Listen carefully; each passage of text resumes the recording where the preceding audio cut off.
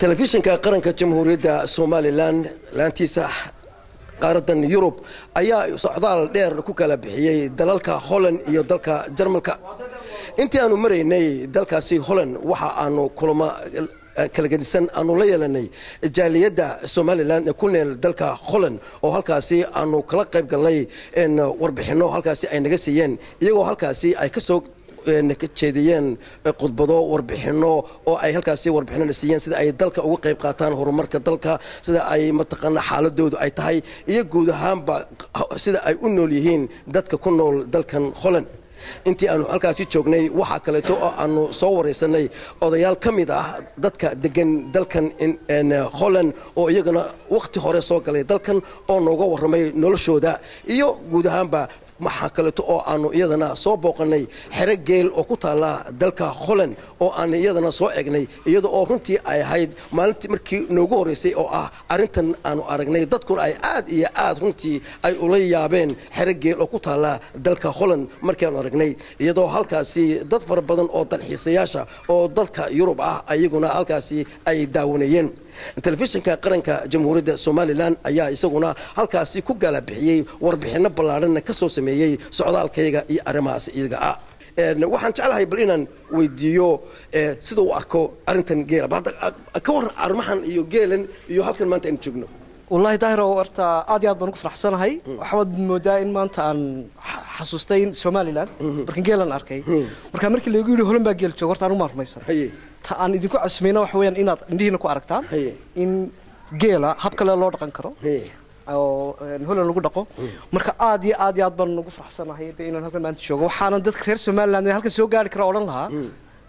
قبلنا أما دلك نولو كاليا واحد دريمي سنة دلك إنه كلا إيرة بدريمي سنة إما كمركي إنه هالكن شغني ضد فربضن بو أيو لشري أو وشرحي وحن وشيء فائدة أوليه عنها جيلو ما حكمت هاي هذا أفكك اللي أنا ما نفهمينه أديك فهميه وحو ugu horeeyay horta wixii isaga ku kalifay ninkan waa nin dhakhtar ah oo bartay cilmiga dhakhtarnimada xoolaha marka wuxuu ogaaday inuu geela caanaha geelu especially oo maxaan ku dhahdaa uu u dawo yahay cudurro badan sida kan cudurkan macaanka la yiraahdo oo ku jiraan fitamiin badan marka mulkiilaha meeshan xeradan ayaan la kulmay waa ninka isagu geelan dhaqday oo nin dhalinyaro ah oo magaciisa la yiraahdo Mr Smith bal waxaan jeclahay inaan weydiiyo wixii ku kalifay sababta ku kaliftay in uu Holland ku abuuro geel wuxuu yiri ninkan Smith aniga oo waxaan akhrisay buu yiri qoraal la sameeyay research oo ay sameeyeen hay'adda cunnada ee adduunku markaan ardayga ahaa markaas baan arkay buu yiri in caanaha geelu ay aad iyo aad caafimaadka ugu fiican yihiin cudurro badan dawo ka yihiin kadib markaas baan hadana baaritaan si sameeyay anigoo arday oo jaamacad ku jira ayaan buu yiri aan bilaabay inaan ka fikiro sidaan geel u keeni lahaa markaas saddex xalaad baan markii ugu horeysay buu yiri soo iibsaday